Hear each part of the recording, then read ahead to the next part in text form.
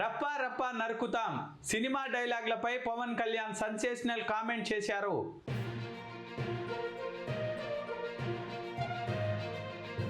AP మాజీ CM Palnadu పర్యటనలో వైసీపీ శ్రేణులు రెచ్చగొట్టే ప్లే కార్డులు ప్రదర్శించిన విషయం తెలిసిందే.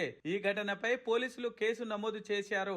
అయితే పోలీసులు కేసు నమోదు చేయడంపై స్పందించిన వైఎస్ జగన్మోహన్ రెడ్డి అది సినిమా డైలాగ్ అని సమర్థించారు. పుష్ప సినిమాలోని గంగమ్మ తల్లి జాతరలో యాటతల నరికినట్లు రప్పా రప్పా నరుకుతా అనే డైలాగ్ అని మీడియాతో వెల్లడించారు. ఇప్పుడు పుష్ప సినిమా డైలాగులు పెట్టినా కూడా తప్పేనా? అసలు డెమోక్రసీలో ఉన్నామా, డెమోక్రసీలో లేమా స్వామి? మనం ఇది నాకు అర్థం కాదన్నా.